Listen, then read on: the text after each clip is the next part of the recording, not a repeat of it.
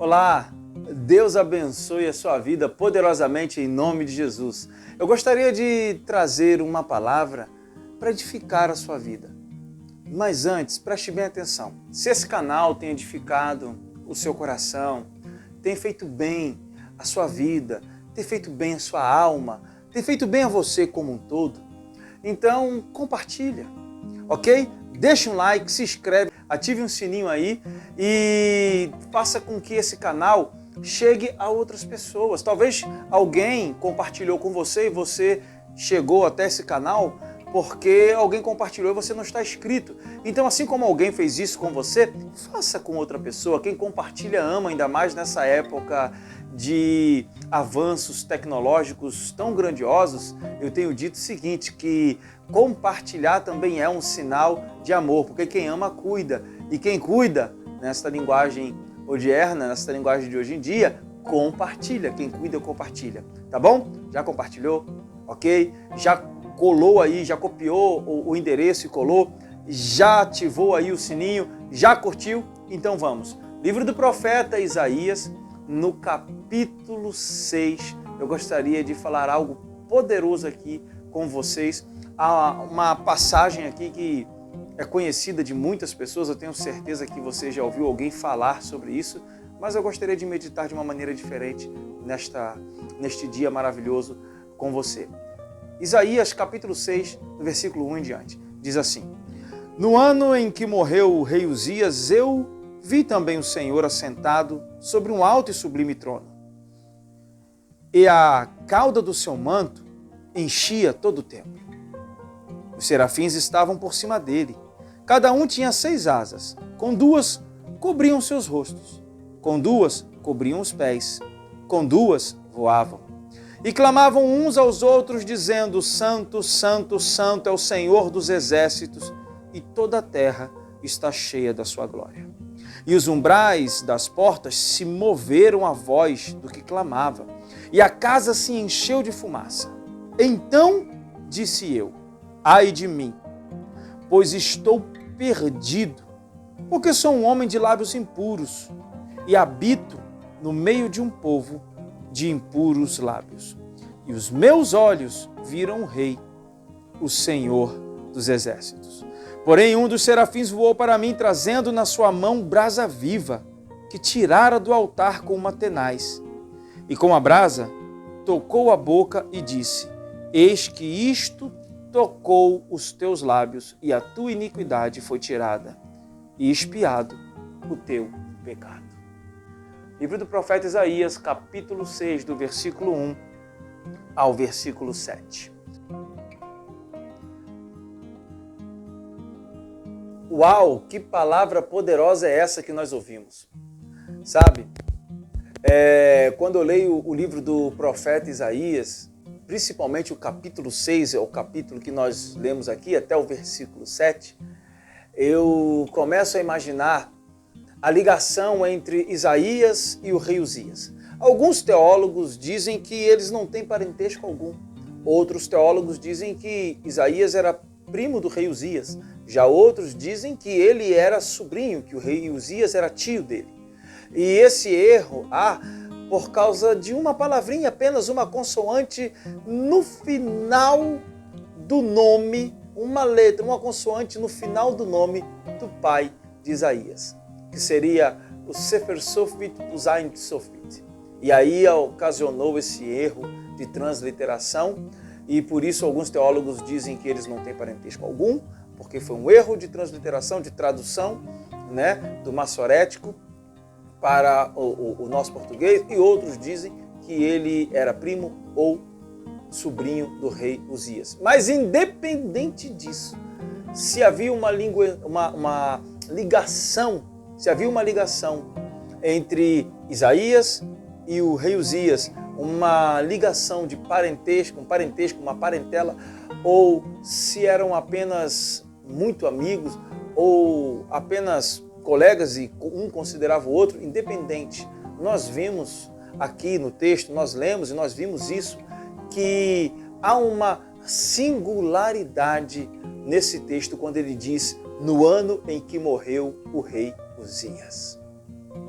Existem algumas coisas que são reis na nossa vida, que ocupam o lugar de Deus e nós nem percebemos. Então, quando elas nos faltam, nós começamos a correr realmente e entender o significado de Deus. Deus sendo Deus na nossa vida, correndo aos pés dele.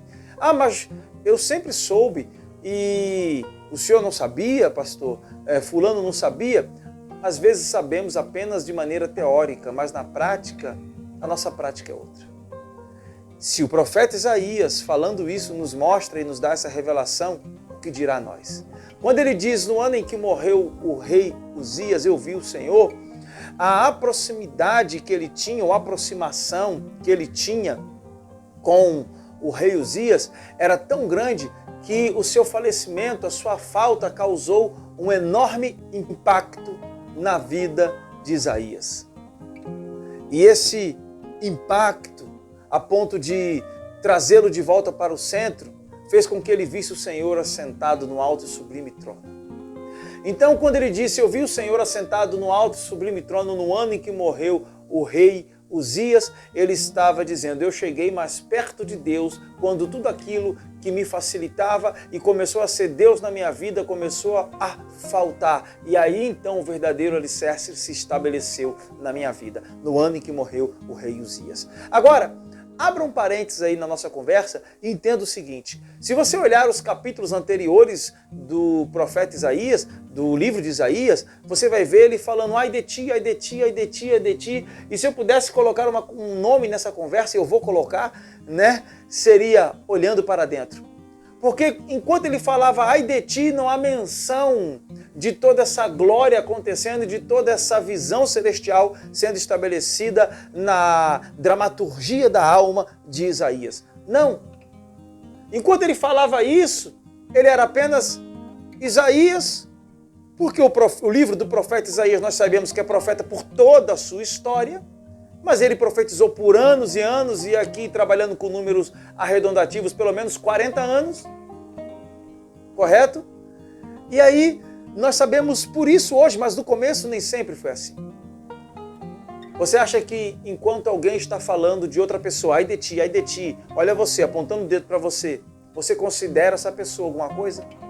Pois eu imagino como Isaías era desconsiderado. Mas o interessante é que no encontro real, enquanto as vestes do Senhor, enquanto enchiam todo o templo, o seu séquito, e enquanto os seres celestiais cantavam santo, santo, santo é o Senhor dos exércitos e a terra está cheia de sua glória, e Isaías, olhando aquilo tudo, estarrecido, diz, quem sou eu para ficar apontando o erro dos outros? Tanto que ele disse, ai de mim, que sou um homem de lábios impuros e habito no meio de um povo de impuros lábios.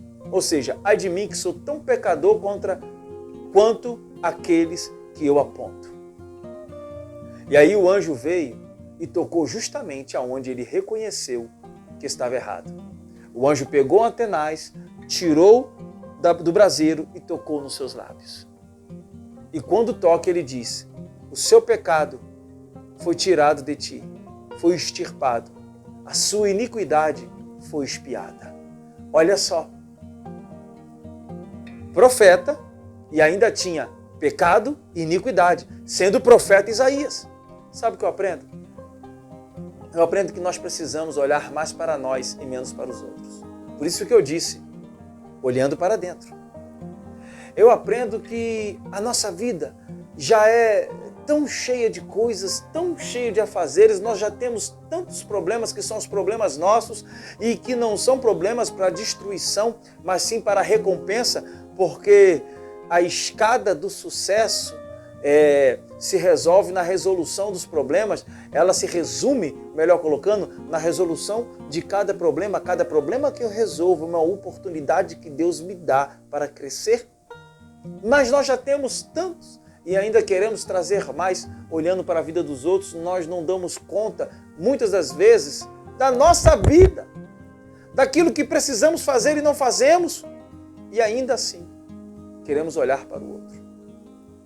O interessante é que quando nós vencemos o ímpeto do julgamento, que está dentro de nós o tempo inteiro, porque nós queremos ser senhores de tudo, donos da razão, nós reconhecemos que somos tão falhos quanto aqueles que nós julgamos.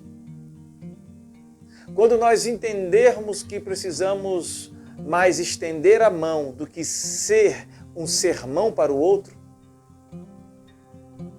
quando nós entendermos que precisamos mais ser uma mão do que ficar dando sermão para o outro, as coisas começam a andar.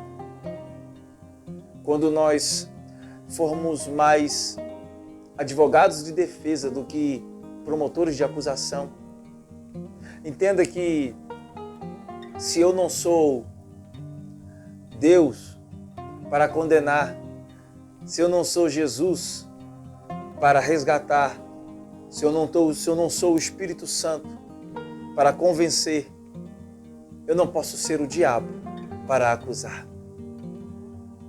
Se Deus trabalhou dentro do coração do profeta Isaías, dizendo: de ti foi extirpada essa iniquidade, agora o seu pecado foi expiado.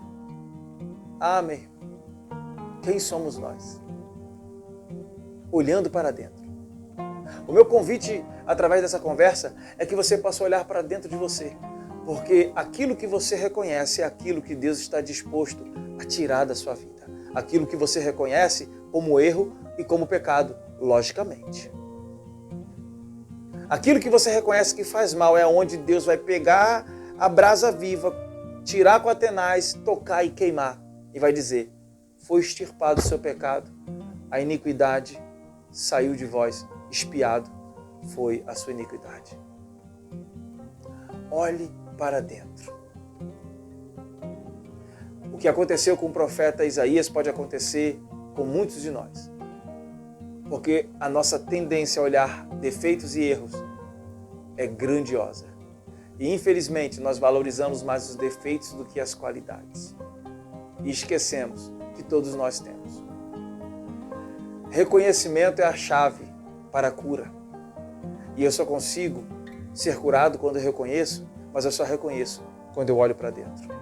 Portanto, olhe para dentro. Deus te abençoe em nome de Jesus.